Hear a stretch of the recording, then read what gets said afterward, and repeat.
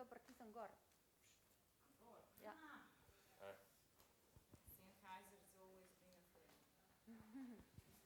Mora nekaj zakomplicirati, če ne je dobro. Ne pa se dobro. A to kaj živimo ali ne? Tu smo že prišli. Okej. Tako da lahko kar začnemo. Pozdravljeni na 23. festivalu slovenskega filma, na prvem pogovoru z avtorji oziroma tokrat z avtorico. Z mano je Petra Seliškar, režiserka, scenaristka in producentka dokumentarnega filma Odpotovanje. Nekoliko zamudo se nam bo pridružil tudi Brand Ferro, direktor fotografije oziroma snemalec filma. Mogoče bi kar začela s tem res klasičnim splošnim vprašanjem, kako je prišlo do ideje za film. Si mogoče osebno povezana z glasbo Tomaža Pengova, vem, da si jo uporabila že v filmu Moj narobe svet.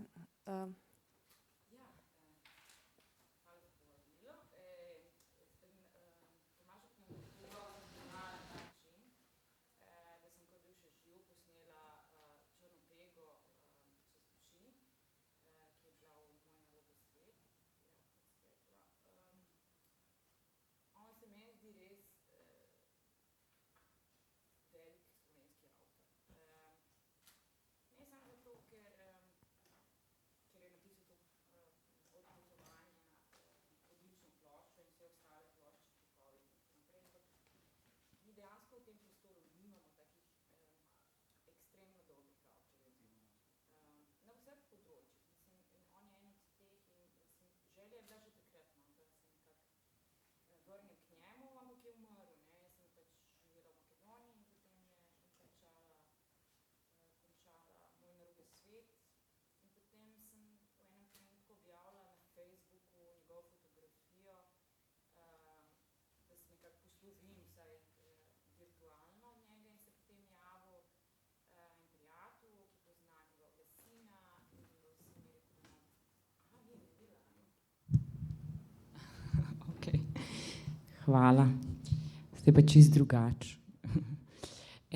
Se pravi, ja, kontakt je šel čez njegovega sina, ki je, ko je pospravljal njegovo stanovanje, prišel do nekih arhivskih posnetkov in trakov, neizdanih audio stvari in tako naprej, no. In mi je kar zaupal na prvo in mi je v bistvu dal te 2 škatle in je rekel, ti boš to ziher znala. Jaz nisem bila prepričana, ker ga sploh nisem poznala, da sem jaz ta pravi človek za to, ker dejansko je veliko ljudi v tem prostoru, ki so imeli več stika z njim, ne, ampak potem sem med temi škatlami našla svoj DVD filma Babice revolucije. In je bilo nekako potem, mi je bilo čudno, zakaj ta DVD med njegovimi osebnimi stvarmi, med fotografijami in DVD in trakovi, ampak se mi je zdelo tako kot nek znak, no, mogoče pa je to v redu, ne. Potem smo se lotili dela, veliko je bilo dela z arhivskimi posnetki, veliko je bilo slepih poti, ko smo iskali ta prave materiale, ugotovili malo stvari ohranjenih, ne. Ja. To si že včeraj omenila, da je bilo pravzaprav to zelo, da je to zelo dolga zgodba za povedati glede arhivskih posnetkov.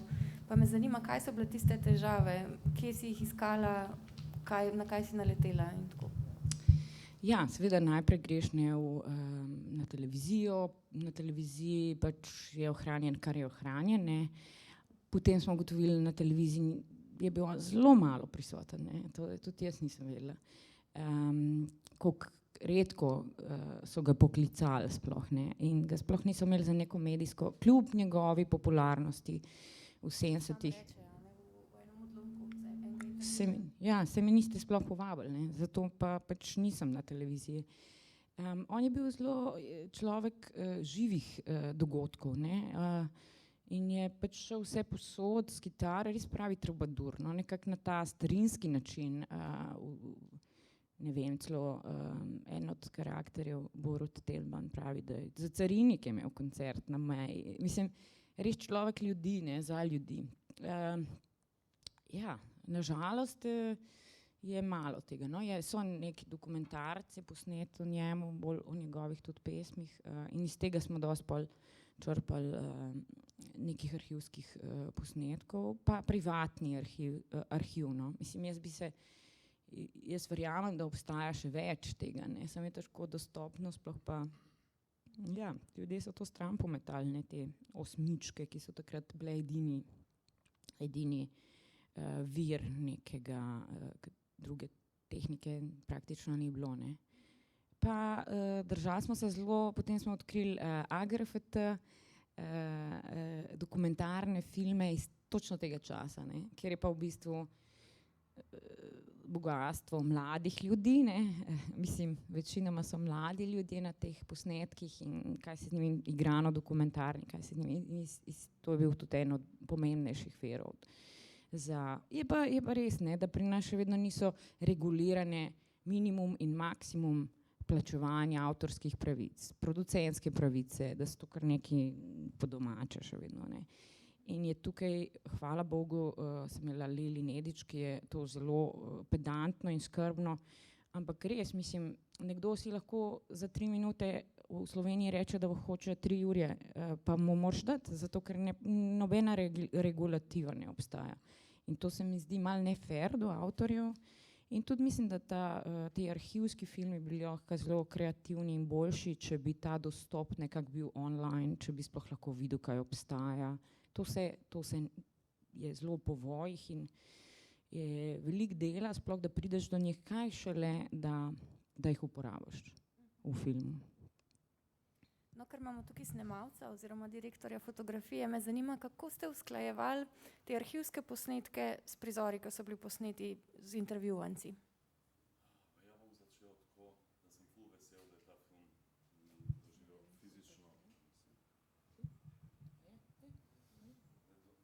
fizično projekcijo, premiero v kinu. Začnemo od začetka. Mi smo v bistvu mantrali za ta projekt, kad smo prvič srečali, posneli Tomaža Pengova na projektu o Ješku. I to si povedala, že? Ja, dobro. I koncept je bio drugačan. Je bio celovečerc, hibrid, igrano dokumentarni, full lep sastavljen, pa ga nismo isfinancirali, 2-3 leta je se to povedala. Smo se matrali 2-3 leta i na koncu smo v bistvu naredili manjšo verzijo i hvala SFC, AV fond nas je podprl. I s takšnimi minimalnim sredstvi smo končali ta film. Pomagali su nam prijatelji, frendi s katerima sodelujemo već od 10 let iz Nemčije, iz Makedonije. Tako da sam vesel da film stoji, je super strukturiran, pride Tomaž kakav je bio, ki ga ljudi ne poznajo. Mi smo ga, naša sreća smo ga spoznali, fajn.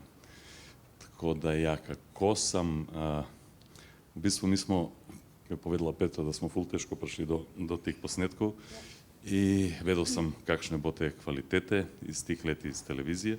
Tako da sam uporabo staro tehniko, HD tehniko, starimi filmskimi lensi s konvertorji, da bi luk približno bio podoban temnim arhivskemu materijalu. Tako da ja, to je. V bistvu na koncu smo se svedli samo na intervjue njegovih najbližjih prijateljev i super arhive. Zelo mi je všeč montaža v tem filmu, sploh ti arhivski posnetki se mi zdi, da so tako zelo ustvarjalno, pa tudi kdaj tako res duhovito uporabljeni, sploh tam, ko govorijo njegovi prijatelji o lepoti Tomaža Pengova, pa se pač ponovi parkrat, mislim, da tisti nek kadar njega, kako tako res gleda, mogoče res kot en grški kip. Tako da me zanima, pač tako, pa tudi zanimivo se mi je zdelo, ker običajno videz komentirajo dejansko v filmih o ženskah, če so to ženske glasbenice, je pač pogosto kritika, ja, pač samo so se osredotočali na videz, ampak tukaj pa tako nekako deluje res tako sveže, pa duhovito, tako kot sem že rekla, tako da bi rada slišala kaj o tem, kako si snovala to, kako si razmišljala. Ja, zabavno je bilo, jaz bi rekla, da je bilo zabavno. Seveda, ko ti nimaš neomejenega arhiva, moraš biti dosti kreativen in iznajdljiv in pač iskati source na vseh načinih, ampak meni so se zdeli te vsi sogovorci, vsi prijatelji zelo dobro izbrani, ker dejansko so Tomaža imeli radi. In meni se je zdelo tudi tako lepo, da moški govorijo o lepoti moškega na tak, pa ne en, ne, na tak način, kot, veš, kot vzhišeno si ponovati, on je bil genij, on je bil, ne vem, kako pameten, on je bil, ne vem. Noben ne govori o tem, kako je nekdo izgledal mislim, moški v moškemu, kako je izgledal dober, ne slišiš nikoli, mislim. In to se mi zdi super. Ja, no, pa smo se pa z montažerjem Saško Potter-Micevski malo ponorčevala iz tega, ne, kako je zdaj to on bil ta grški bog in ta lepotec in kako je prišel kot komet, skat pravijo, ne, in če bi bil homoseksual, bi se takoj zaljubil prav Križnar, ne, v njega in tako. Mi je bilo zabavno, to zabavno umestiti v ta prostor, v to svobodno neko sceno, ki je takrat bila zelo kreativna. Ne smemo pozabiti, da so kle še v Hojevci, da je to, mislim, jaz nisem vsega tega noter dala, ne, ampak da je to v bistvu slovenska, pa mislim, da takrat smo bili zelo, zelo produktivni v vseh nivojih, ne samo v muziki, ampak tudi v teatru, ne, da je to bilo naših 5 minut, ne, da je v bistvu smo bili zelo naprej pred časom, to so ta 60., 70.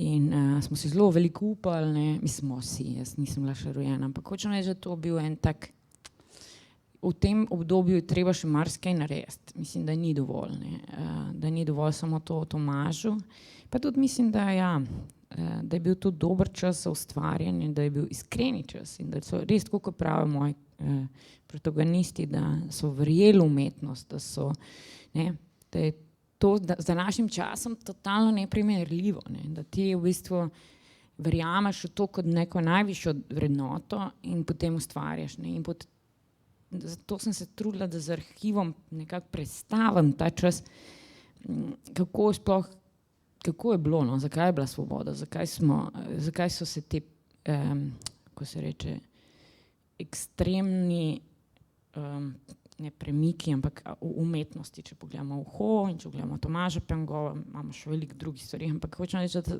te preboji zgodili, ki se danes ne dogaja tako pogosto, no, se je, ampak redko, zelo redko.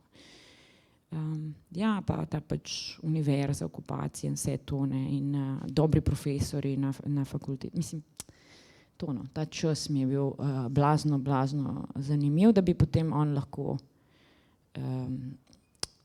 naredil ta presežek še vedno, mislim, da ga premalo poznamo kot avtorja, ne. Zelo malo, sploh na radiju in na televiziji nikjer ni, ne, to je sramota. Imamo koga, ki bi kaj vprašal?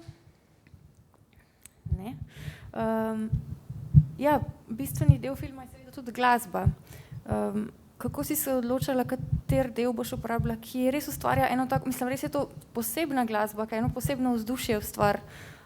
Mislim, da celo v sinopsisu filma piše, da je to filozofska meditacija in res je tako mirna, no, tako res malo te zasanja ali mogoče res eno meditativno vzdušje ustvar, tako da me zanima, to je pač ta LP, Odpotovanje, pa me zanima, si celega uporabila ali kjere dele, kako si to? Nič ni matematično, bi rekla, da je to kar bolj po občutku in glede na temo. Je pa tudi res, da nismo imeli vseh pesmi posnetih v arhivskem materialu, ne. Obstajajo še krasne neizdane njegove pesmi o zaporu v Igu, mislim, fantastične zgodbe, bi rekla, ker ja, res, na nek način so kot neke meditacije, on veliko stvari pove v tako zelo strnjeni obliki teh pesmi, ne. On je res dober pesnik, če jih pol prebereš pa več, pa razmisliš, kaj on sploh, mislim, kaj govori, ne. Se mi zdi, ja, izbor je bil pač to, kar smo imeli v arhivu, ne, in seveda to, kar smo si želeli, ne. Na primer, njegova ena najlepših je samo v audiju in potem ni na koncu v filmu, ne. Koliko ljudi se je ljubilo, da smo zdaj mi vsi tukaj, koliko stoletij, ne. Mislim, v tem smislu gre biti tu je je ta pesem, ja. Pa ni pač videa, ne, potem nismo izkoristili. Veliko je še tega, no, tako bi lahko naredil še Odpotovanja 2 in 3. Mislim, ni tako malo naredil, no, kakor vsi pravijo, sicer so samo te 3 plošče in potem ta koncert zadnji, ampak je to tako dober, da ni malo. Ni treba, da je vedno ful. Je boljše, da je kvalitetno, pa ne, zares. In tudi te kasnejše njegove plošče so zelo, zelo dobre plošče. Jaz sem se pač osredotočila na prvo ploščo, ker je bila tako visoko zastavljena oziroma toliko drugačna od vsega, kar smo, pa mislim, da še zdaj nimamo nič takega, kar je on naredil. No, tako se mi zdi, da je kar presežek. Še vedno. V filmu sogovorci omenjajo tudi ene težje oziroma bolj kočljive dele njegovega življenja, kot recimo alkoholizem, pa ta njegov odnos z otrokom, ki ga pravzaprav ni priznal. Tako da me zanima, se mi zdi, da je tukaj vedno ena taka dilema, ker po eni strani gre za stvari, ki veliko povejo o človeku, ki povejo, kaj ga je zaznamoval, po drugi strani pa jih želimo obravnavati pač seveda z enim določenim spoštovanjem do tega človeka. Tako da me zanima, kako si o tem razmišljala, a je bil kakšen dvom, se je pojavil glede tega, kaj noter, kaj ven? Seveda, ja, seveda, mislim. Pa to vedno mislim, da v vsakem filmu gre za neko svojo etično, tvoja, do kje greš, kaj poveš, kaj ne poveš. Seveda, to mislim, ti si kreativc in meni se zdi, da na nek način treba njemu dati peace, kako se reče temu, justice, nek mir v smislu tega, da je veliko nekih tabujev in zakaj se je on zdaj zapil, kaj je ta alkohol, kako je on zdaj to, mislim. Ja, pač je bil pijanc in mislim, je še vedno. Ja, ampak to meni se ne zdi to tako zelo pomembno, je pa seveda del zgodbe, mislim, bi bilo gredo, če tega ne bi rekli in če ne bi tega pač velik del življenja bil v pesti alkohola in seveda, če ti pravočasno nekih stvari ne pošlihtaš, so ti pod vplivom alkohola te stvari vedno težje. Je pa bil tudi tako, kot je on sam rekel, na pol na kasnejših koncertih in to pač tudi ta alkohol del njegovega kreativnega procesa. Tako da jaz mislim, da ni človeka, ki nima svojih nekih problemov, nerešenih stvari. In mislim, da moramo že počasi nehati kot Slovenci, slovenska publika, obsojati ljudi za njihove slabe stvari, ampak dejansko se skoncentrirati na presežke. In bo dosti boljšno. Mislim, lahko začnemo s Prešernom, Cankarjem, ne vem, mislim, lahko še naštevamo. Redki so oni, ki nimajo neki ali pa dobro skrivajo. No. Ampak zakaj se mora javnost vedno in znova s tem ukvarjati? Mislim, to je, in jaz sem mislila v tem filmu nekako pač, ja, alkohol ga je pripeljal do konca hitreje, kot bi sicer šel. Meni je bilo bistveno, da res slovenska javnost konča to zgodbo teh pribijanja na križ teh umetnikov in skupaj z televizijo, ne, in z mediji, ki dejansko to kar prefinno počnejo, ne, da se potem išče neke slabosti v teh najboljših avtorjih, ki jih imamo. Mislim, da je treba biti iskren, ampak da pač iti naprej, ne, s tem živeti in pomagati v tej situaciji, da lahko ta človek še ustvarja, ne, da se ga ožigosa in da se ga odstrani, to, kar se je Tomažu zgodilo, ne, da se ga v bistvu vsi na koncu se izogibali. Kratko, ja mislim, da on ni imel ful pravih frendov, ker ni bil svačan od okolico, ker je bil ful duhovno razvit i to je bil pravi problem, da je šel taj alkoholizam, tako se meni zdi, tako sem ga začutil. Ker takšni ljudi genetski lep je bil, to pomeni, da ima dobro genetiko, genetsko memorijo, da ima ful znanja, zato je na koncu je Štimo je igral po frigijski stari lestvici, pa štimajo na 243 Hz, ki boža telo, da to je takšna njegova glasba, pa to je vse ena stopnica gor. Pa on je šel raziskovati vse te naše stare temple, prekrite temple od grške in rimske kulture. To je čuto genetski, da so to vedski stari naši templji, slavijanski, tako da ja, tukaj je bil njegov konflikt, je ta sodobna duhovna nerazvitost. Ne more takšen človek funkcionirati v takšne okolice. Ja. To se mi zdi, da je bil njegov problem. Ja. Ja, je pa tudi res, ne, da je v bistvu on eden od redkih avtorjev, ki je bil povezan s tradicijo. Tega sicer ni v filmu. On je naredil ta Pegam in Lamberger in vse, kar so delali Salamandri, je bilo neverjetno, kakšen research je on naredil za vse te stare slovenske pesmi, uprizoritve, načine. On je šel v muzej po arhivih in kopal vse te stvari. Njemu ni bilo nič težko, njega je vse zanimalo, res vse. In to je pa kar redko, no? Da je potem naredil te nove komade skupaj s Bogdano Herman in tako naprej. Pegam in Lamberger, mogoče najbolj znana, je pa še veliko tega. No? Vedno so se v ta folklora slovenska, to klasje, vsi te naši elementi se znajdejo v njegovih pesmih. Ne? Zelo velike simbolike, zelo velike globok je, tako kot praviš ti, duhoven človek, globok je bil in takega človeka, če nima suporta, ki ga ni imel, lahko hiter povozi. Ne čas, ljudje ga izžemejo. V slovenski kulturi je največ, kar ti bo nekdo rekel, ko narediš dober film ali pa dobro ploščo, ti bo eno pivo kupil za barom. In tako se potem začne. In to je kao ta kompliment, ki ga dobiš. Ne? In potem je teh pivov bilo veliko verjetno. Ne? In tako imamo tudi Ježka, saj ni edini. Ne? To je način, da nekomu rečeš, dober si. Ne? Jaz mislim, da je to škoda, no? Pa zdaj nočem nekega spiča držati o tem, kaj. Ampak dejansko vidim, da veliko škode naredimo sami. Kot pač odnosu do kulture nasploh. No? Tako da ponavadi imajo fokus na kvalitet, nikoli na kvantitet, tako da meni se zdi, da so to odpotovanjem naredijo preveč za eno življenje. Ta druga dva albuma so dodata vrednost, to je še ekstra, tako da je masterpiece. Mogoče čisto za konec, pripravljate kakšen nov projekt oziroma kaj sledi temu dokumentarnemu filmu za Petro Pan? Ja.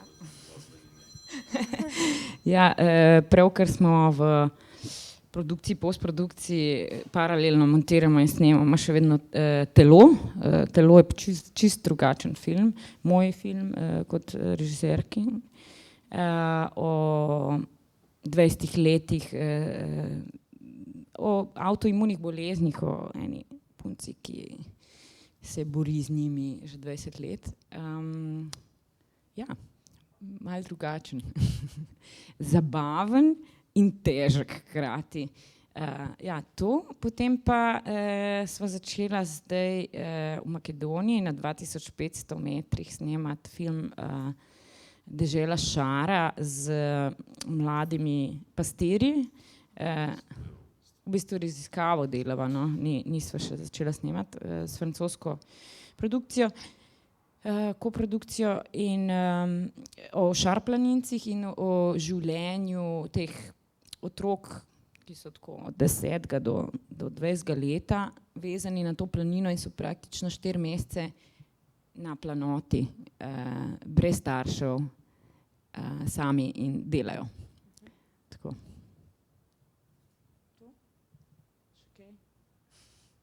To dvoje, malo zdaj zaenkrat, ja. Eno bolj pri koncu, eno pa v Ja, to pa še ni. To pa še ni. No, se veselimo. Čestitam še enkrat za film Odpotovanje. Petra Seliškar, Brand Ferro, najlepša hvala. Hvala.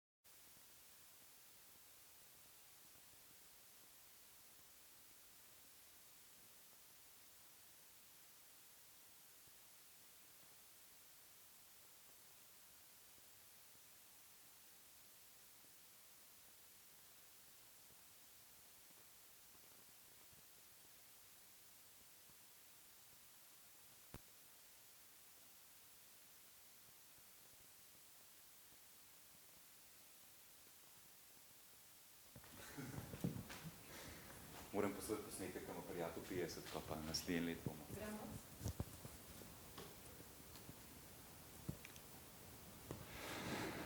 Lepo pozdravljeni, nadaljujemo s pogovori z ustvarjalci in v naši družbi je že režiser in scenarist včeraj predstavljenega kratkega dokumentarnega filma z naslovom Neločljivi, Marko Naberšnik. Marko, lepo pozdravljen. Imela bova torej maski, tako kot se spodobi v teh časih. Moram pa za začetek vprašati, podobno kot včeraj, kako je pravzaprav prišlo do tega, da ste se z Alešem odločila za ta film? Seveda je 50. obletnica Abraham eden tistih trenutkov, ko najbrž vsak filmski ustvarjalec razmisli, kako bi se dal to ovekovečati. Kako je bilo pri Alešu s to idejo in koliko je pravzaprav korona spremenila samo osnovno idejo? Ja, korona je... Se slišimo? Mislim, da rabimo mikrofon še takole. A se slišimo? Ja. Ok. Korona je stvari zelo spremenila, se pravi, film govori, na nek način je to mozaik rojstnodnevnih čestitk. Korona je to zadevo zelo spremenila, ker smo dobili vabilo na ta dogodek, na praznovanje še pred korono. Potem pa se je zgodila korona in smo dobili samo obvestilo, da je zadeva odpovedana. Potem je pa družina Alešu pripravila presenečenje, on nič ni vedel. Hkrati pa tudi mi nismo vedeli, kaj se dogaja, ker je bil vsak na svojem domu. Na koncu se je zgodila ena kar precej dolga čestitka, je bila narejena zanj. In ko je Aleš že ta material gledal, pa na nek način smo ostali v stikih vseeno preko aplikacij, pa smo se kdaj slišali, preko teh internetnih možnosti, da smo se videli, mičkeno smo zdrževali stik. In je Aleš rekel, kaj je dobil, potem smo skupaj malo pogledali, kaj je nastalo in je nekako tako nastala ideja. Dragoceno se nam je zdelo ujeti trenutek, ki je specifičen. Zaradi tega je tu še dodana vrednost teh rojstnodnevnih čestitk, ker so nastali v določenem obdobju razglašene pandemije. V Sloveniji je bila razglašena karantena, mislim, gibanje je bilo dejansko čisto omejeno in smo skušali zabeležiti nek pogled v naše domove, pa neko to željo po ohranjanju stikov, ki kljub temu, da smo dejansko bili vsak na svojem koncu, smo si vseeno želeli ohranjati stike, ker film je dejansko v tem kontekstu mednarodni. Imamo od Londona, Izraela, Grčije, Rusije, Slovenije, skratka Avstrije, skratka res je tak mozaik mednarodni. Na ta pomen se bo še vrnila, moram samo vprašati, kakšen pa je bil osnoven načrt? Je Aleš mislil imeti zabavo, pa je rekel, ne bomo sploh imeli filma in je dejansko korona spodbudila film, ali je bilo sprva že mišljeno, da bo nek kratek film nastal, ampak najbrž ne na podlagi doma posnetih posnetkov? Ne, film je nastal zaradi korone. Najprej je bila želja samo po zabavi, pa druženju, tako da film ni bil predviden. Pa imamo neko dobro stvar strani korone. Toliko časa smo jo čakali, evo, film Neločljivi. Hotel sem še vprašati, zelo zanimivo se mi je zdelo ravno to, kar si izpostavil, da pokaže en mednarodni kontekst. Seveda je Aleš filmski ustvarjalec, ki največ deluje tudi na slovenskem področju, ampak vse te povezave, ki jih ima, so pokazale, kakšno širino pravzaprav prinaša. Kako je bilo z tem zbiranjem posnetkov in zakaj lahko rečeva, da je to film, ki je zanimiv tudi v Nemčiji, v Srbiji, na Hrvaškem, ker kaže eno širino, tudi če ljudje Aleša ne poznajo? Ja, to je bila pa zdaj ta dodana vrednost. Doskrat so ti filmi, ki jih dejansko poznamo, tudi iz drugih praznovanj rojstnih dnevov, narejeni zelo osebno noto. Moramo poznati se med seboj. Tu smo v montaži praktično selekcionirali material tudi na tem, da ni bilo sentimentalnosti, v smislu, to je zaradi tega, ker se z njim poznajo in podobno. Res smo ohranili samo tisti material, ki bi lahko bil komorkoli na svetu razumljiv. V resnici ti ni potrebno vedeti, kdo je Aleš, pa niti potrebno vedeti vseh odnosov. Seveda je to dodana vrednost za nas, ki se poznamo in za naše slovensko kinematografsko okolje, ker v filmu se pojavijo kar precej znana imena za naše okolje, tako da ima to dodano vrednost, ampak ko smo z Janom montirala, Jan Lovše je montiral film, pa tudi potem, ko je Aleš, pa Andrej, pa vsi sodelujoči, ko so si film pogledali, je bilo to neko merilo izbire materijala, se pravi, ni sentimentalnih razlogov. Razlogi so to, karanteno poznamo, dejansko je globalna, to je tudi bil razlog, zakaj smo film šli delati. Po celem svetu poznajo to epidemijo in pandemijo, ta virus COVID-19 in ne rabiš poznati v resnici nič, pa ti bo film, mislim, da vseeno nagovoril. Lahko še nekaj rečeva o sami opremi, ki je bila uporabljena, ker pač to gre za en film, kjer ne govorimo o blazni uporabi neke novejše filmske tehnike, snemalne tehnike, ampak je bilo domnevam, da večina stvari posnetih na telefon. Kako lahko rečemo, da vseeno za leto 2020 je to čist sprejemljivo in po svoje vnaša nekaj novega tudi v filmski svet? Ja, mislim, odkar se je film preselil na digitalni medij, se pravi, ne glede na to, kako drago kamero imamo, snema se na čip. Seveda, boljša kot je kamera, boljši kot so objektivi, bolj film je videti to, kar si predstavljamo pod nek visokoproračunski film oziroma normalno proračunski film. Omogočajo pa danes dejansko že telefoni. Se pravi, vse, kar smo v našem primeru gledali, je posneto s telefoni. V tem kontekstu nismo prvi, ker v bistvu eden izmed bolj znanih dosežkov snemanja filmov na telefon je film Unsane, mislim, da je neprisebna slovenski prevod od Soderberga. Skratka, ta tehnika se danes na nek način bliža ljudem in posledično nam omogoča tehnika, da lahko hitreje snemamo in tudi posnamemo, morda realiziramo naše ideje. Seveda ne da se vse na telefon snemati, ampak je pa to tudi ena pot do filmskega izraza. Še ena stvar, v bistvu zelo zanimiva mi je bila povezava. Očitno je 50-letnica ena stvar, pri kateri filmski ustvarjalci radi naredijo kakšen film. Smo že v preteklosti videli My Way, 50 let, pa potem letos ta izdelek. Si že kaj v načrtih za Lešom za prihodnjih nekaj let oziroma za čez nekaj let, ko bo potrebno pri tebi? Imaš tudi kaj takega? Se ti zdi, da je to en tak trenutek, ko vsak filmer pomisli, zdaj pa je mogoče čas, da tudi sebi kaj posnamem? Ja, mislim, rojstnodnevi, rojstni dan ali pa poroke so neki motivi, da jih zabeležimo. Mislim, film sam po sebi pa slika omogoča eno pristno doživljanje tega dogajanja, ne. Jaz mislim, da je to razlog, zakaj ljudje radi posegamo po tovrstnih filmih, če nam pa uspe narediti potem še dodano vrednost in predstaviti tak film na festivalu pred občinstvom, je to toliko boljše. Ampak slika je v bistvu že od začetka, zgodovina filma se je začela s tem, da se je snemala dogajanja.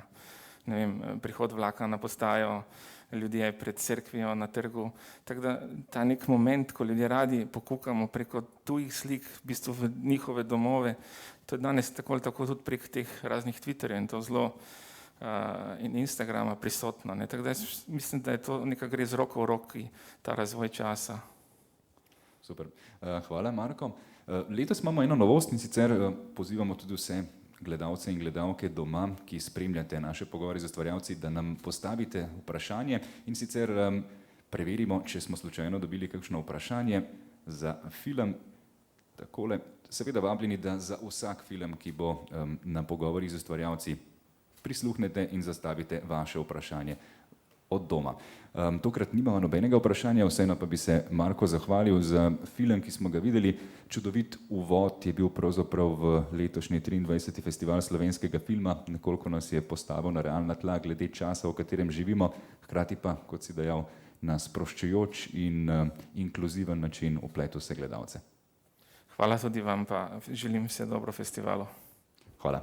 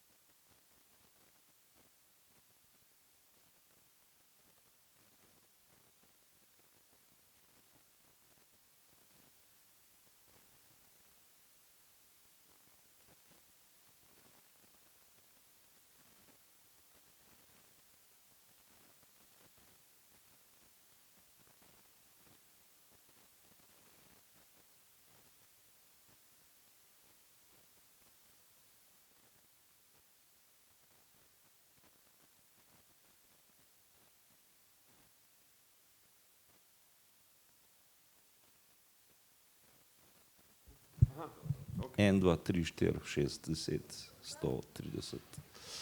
Ok. 200. 1, 6, 8, 5, 5, 4, 4, 3. Super. Zdaj sem za sekundo pomislil, da si sound designer.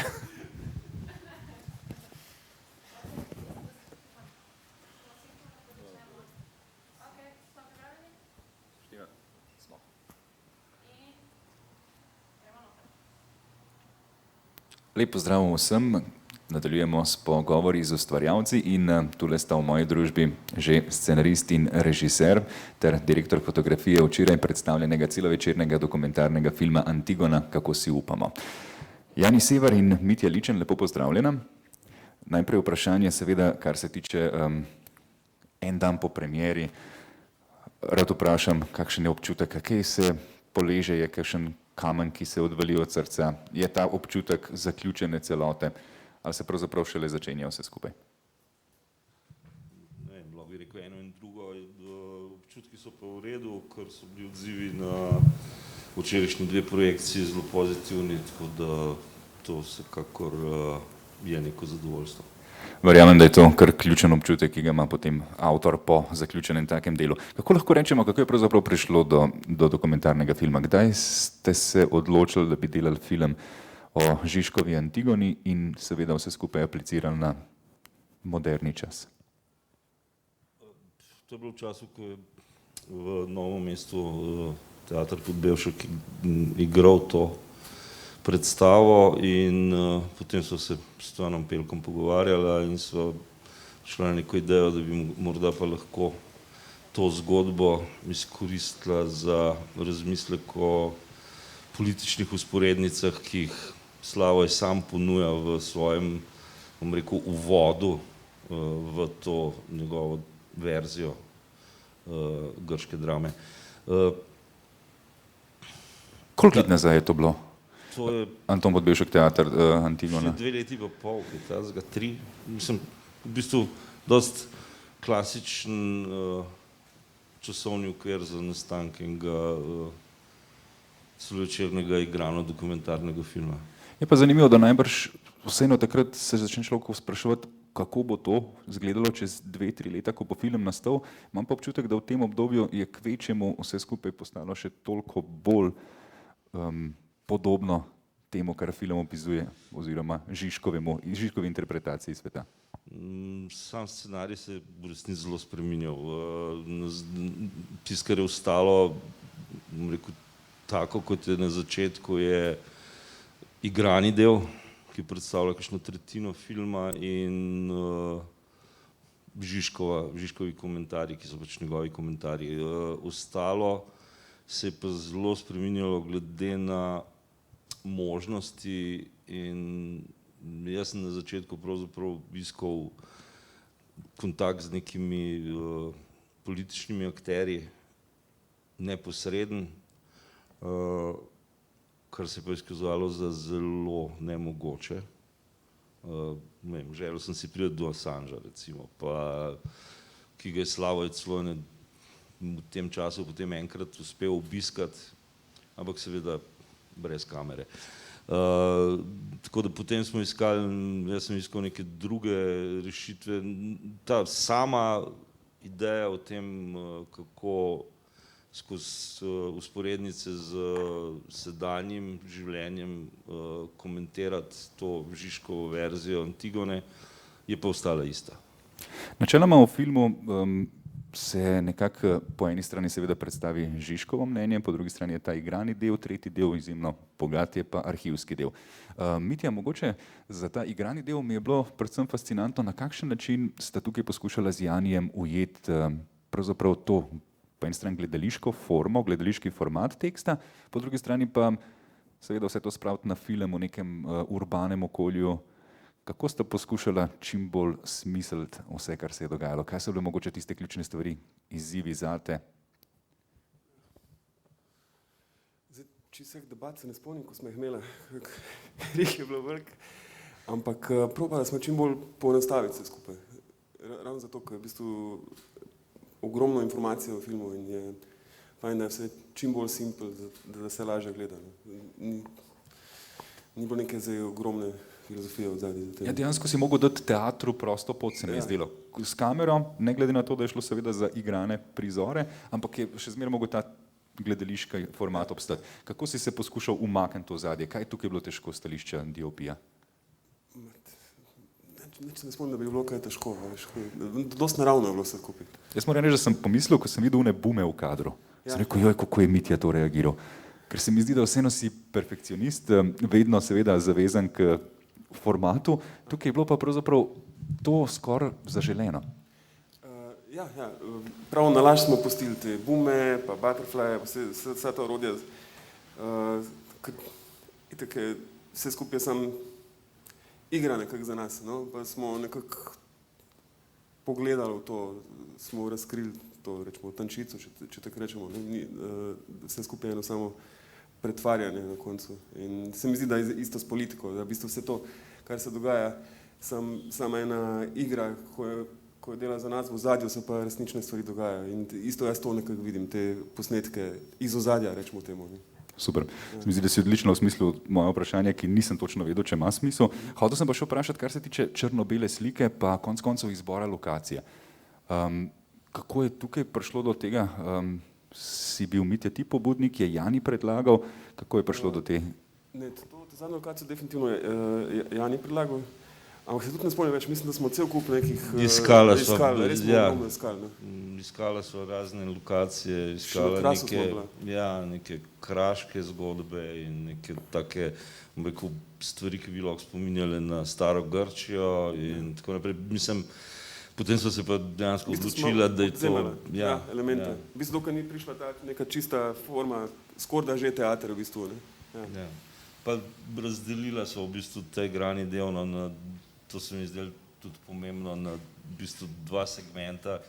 En je zgolj nemi praktično del, kjer se odigrajo trije konci, ostalo so pa tekstualni deli in te tekstualni deli so odigrani kot neka politična igra. Ja, nisem malo na mikrofon pazi, da nas bo. Hotel sem še vprašati, kar se tiče zelo zanimiv mi je črno-bel. Zakaj je črno-bel ta del? Kdaj ste se odločili, da bo tako izstopil, da je v bistvu... Na začetku, praktično od samega začetka odločitev, ker sva pravzaprav pa hotela zelo jasno ločiti ta igrani del od vsega ostalega. In tudi zelo na začetku so se odločila, da bo Žižek v nekem popolnem black boxu kot neka, pravzaprav nek kip grškega filozofa, zelo bel in z eno lučjo, dobene kontre, neč sam to. Ja, res, v bistvu je prav zanimivo, kako da še svojo. Po eni strani smo rekli igrani del, Žižkov del, ki je izjemno močen, in pa seveda arhivski del, ki me pa moram reči, da tudi izjemno fasciniral. Domnevam, da je bilo en kup enega časa vloženega tako v iskanje, kot potem seveda tudi v obdelavo in montažo vseh teh arhivskih posnetkov. Ja, tukaj je bilo grozno veliko dela. Vse je sicer bilo, jaz sem vse našel na internetu. Tudi konceptualno se mi je na koncu skristaliziralo, da je pravzaprav tisto, kar hočemo videti, to, kar je dostopno vsakomur v vsakem trenutku. To se je praktično dogajalo usporedno z montažo.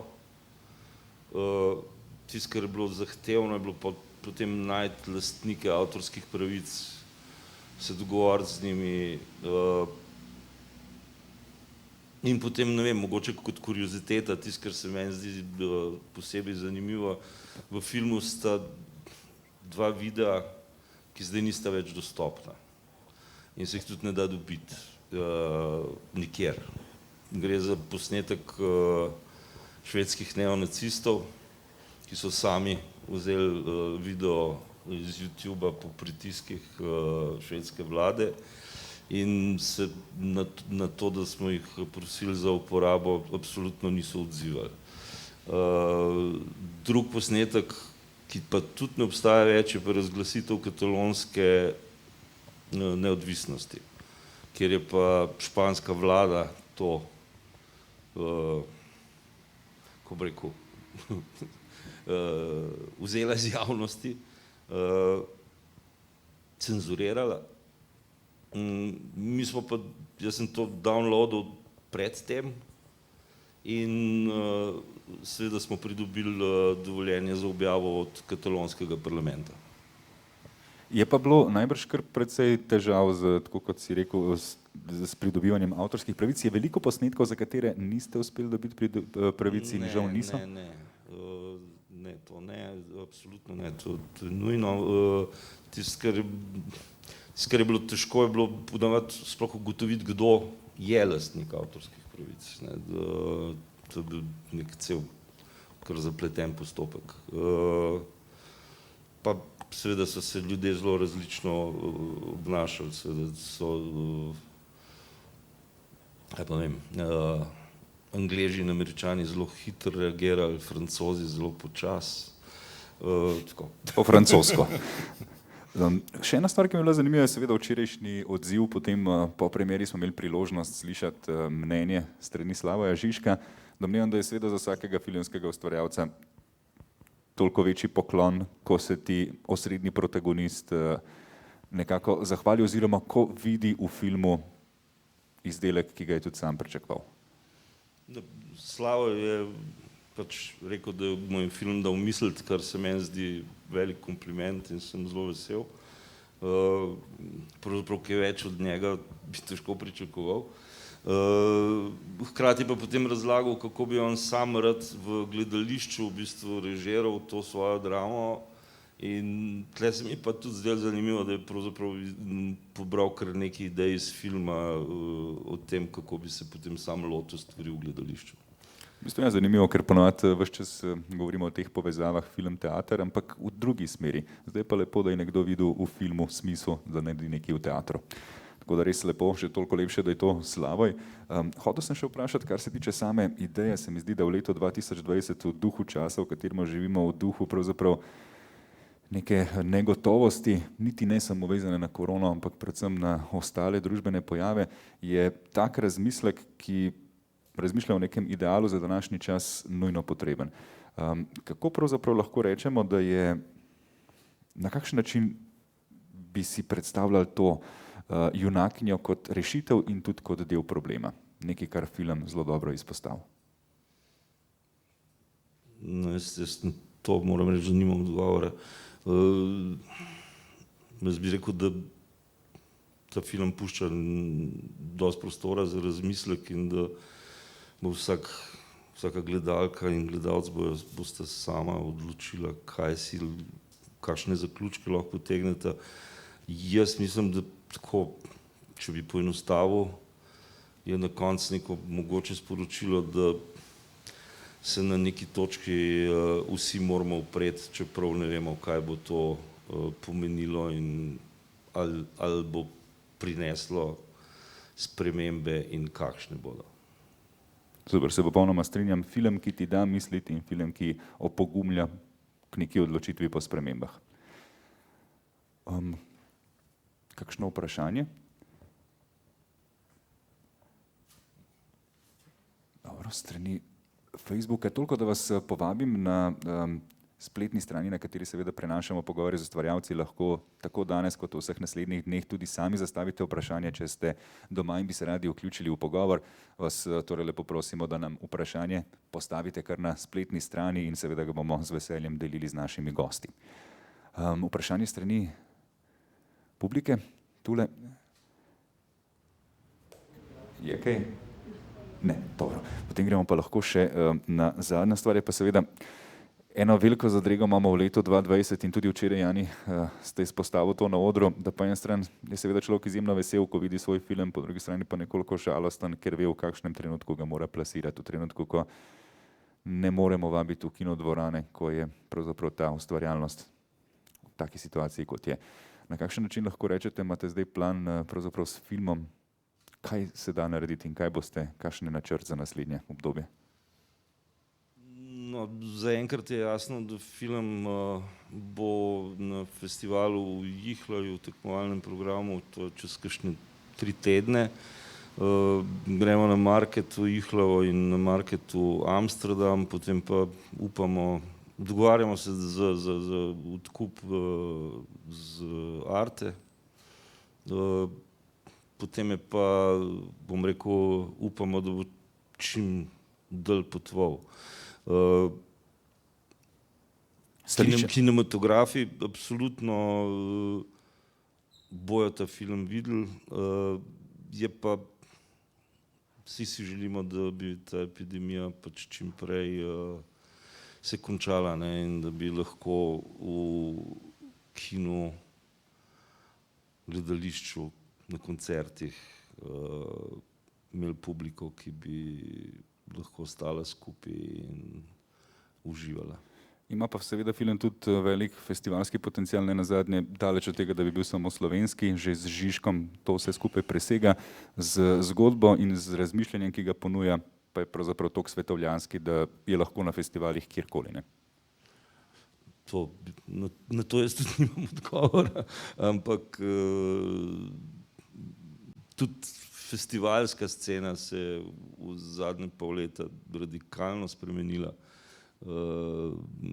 Festivalov je vedno manj, mnogi so samo online, tako da ne vem, nimam odgovora.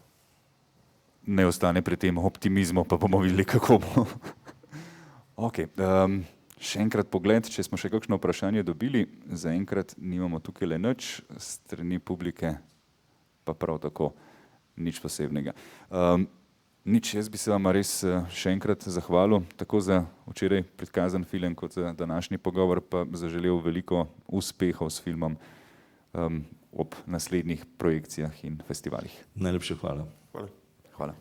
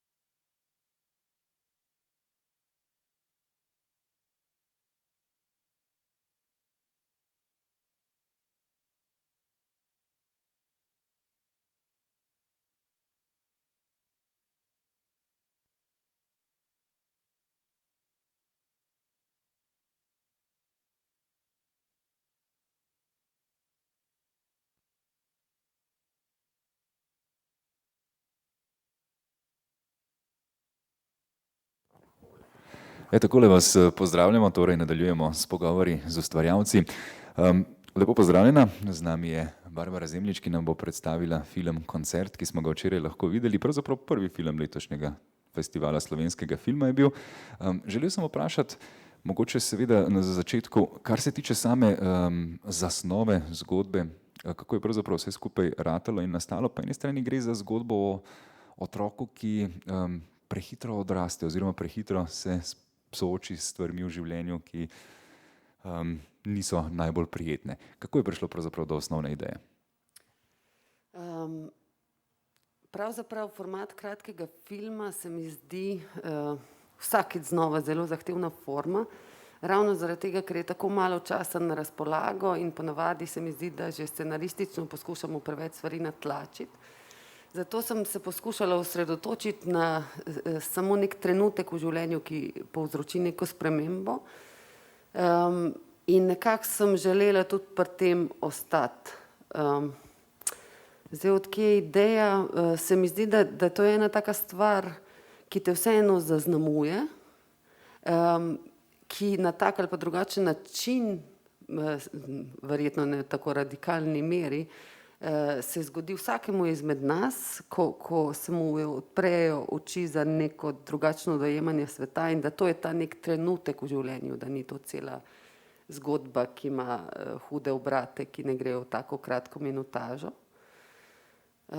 Morda tudi, ker imam dva mala otroka, pa se sprašujem stvari, kaj govorimo, kaj delamo, kako se stvari percepirajo iz vidika te še zaenkrat nizke vizure malih ljudi. Je pa zanimivo ravno to, o čemer govoriš, da pravzaprav je veliko stvari nakazanih. Tako sum, da se nekaj dogaja, pravzaprav, da gre tukaj za varanje, kot tudi na koncu so stvari nakazane in predvsej prepuščene prosti odločitvi gledalca. Kako to? Si se ravno zaradi te forme kratkega filma nalašč odločila, da boš čim manj prikazovalna oziroma da boš puščala odprte interpretacije, da ne boš dejansko z vsemi dejstvi gledalca nekako bombardirala? Mislim, zdi se mi, da vseeno ta proces tega, ko otrok nekaj sliši, pa še morda ne dojame, pa ko dejansko dojame, tako v primeru, ko je bilo eksplicitno izrečeno in je dojela, zakaj gre, da včasih traja nekaj časa, preden se ta idealizacija staršev nekako usede in pride do zavesti. Nisem pa hotela nekih radikalnih obratov življenjskih, ker sem hotela zaobjeti trenutek v življenju in to spremembo, ne pa mislim, da ta posledica bi bila že za celovečerni format primerna. No. Kar se igralske zasedbe tiče, z Janjem Majzelj ste že sodelovali pri Paniki. Na kakšen način pravzaprav je bil, kar se kasta tiče, kako pravzaprav sodelovati z igralci, s katerimi seveda imaš že neko prejšnje sodelovanje in veš, kje stavke je potrebno reči, kako je bilo pri tokratnem kastu? Tudi Lotus pa Majerjeva. Ja, z Lotom na filmu še nisem delala, z Lotom sem delala prvič. Ne vem, mislim, jaz zelo rada delam z igralci, vedno poskušam zasedbo delati, da je pristna, da zgleda naravna in meni je bilo čudovito, tudi za Tisa je moja aboniranka, zdaj je že toliko zrasla, da otroških filmov že kmalu ne bo mogla več snemati. Tudi z Jušem sem že delala, tudi zdaj v gledališču ga lahko greste pogledati, Koščki svetlobe. Z Neco sem delala prvič, avdicijo smo imeli, recimo kar se otrok tiče, in se je tudi naučila kitaro igrati, ki je prej ni znala, ker Tisa je že kitaro igra in tudi same so vse odigrale, tudi špico, glasba je njuna, torej igrata veliko bolje kot v filmu, ker pač tam ni bil namen, da obvladata. Z profesionalnimi igralci je pa meni čudovito delati, to pa sploh ni debate. Mali detajli, kako prikazati znotraj telesa in neke mimike, neke dvome, pa da nisi čez, mislim, to so vrhunski igralci. Meni se to ne zdi pol toliko težko delo. Pa je kaj lažje, recimo, tako kot je na primeru Janje in Tise, da si z njimi že delala v preteklosti. Je kaj lažje potem z igralci nadaljevati tudi v naslednjih projektih? Ja, kakor s katerimi, s tistimi, ko nekako, mislim, jaz imam kar nabor igralcev, s katerimi bi z veseljem še delala, ampak žal je tako malo priložnosti, skoraj že hobi ta naš poklic v tem trenutku, da kadar le lahko pol izmed tega izbora poskušam, glede na to, kar pač zgodba in scenarij zahteva, zasest. Absolutno jaz ne bi rekla lažje ali pa težje, ker je vedno nov projekt pa drugačna stvar, bolj se poznaš, ampak vsakič, mislim, da vsi sveže začnemo glede na zgodbo. Čisto drugače bilo recimo z Janijo zdaj delati kot pri Paniki, ker je popolnoma drugačna vloga, ampak čudovito, no. Še za glasbo moramo vprašati, poleg kitarskega vložka je seveda slišen tudi Larnov del. Na kakšen način lahko poveva, je prišlo do tega sodelovanja, kakšen input je Laren dobil, ko si se z njim pogovarjala o tem, kakšno glasbo oziroma kakšen team song bi tukaj rabila? Ja, Larna sem ujela, ki je bil zgaran po 2 leti brez pavze dela, ki se je ravno odpravljal na dopust. Mislim, da mi je iz Portugalske pošiljal klipe in mi samo odigral to z to pesmico otroško. Vedela sem, da rabim eno otroško igro in neko pesem, hotela sem pač atmosfersko nek optimizem otroštva še prikazati v točki, preden se stvari spremenijo. In si je zmislil in komad in celo to igrico, ki sta je one dve pol odigrale.